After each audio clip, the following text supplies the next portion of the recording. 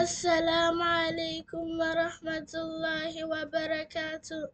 My name is Ayman, and today I am going to recite Surah Al-Ikhlas.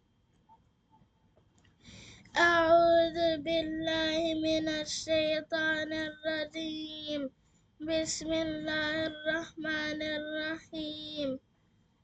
قل هو الله أحد الله الصمد لم يلد ولم يولد ولم يكن له كفوا أحد.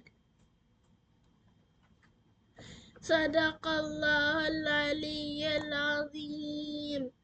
السلام عليكم ورحمة الله وبركاته.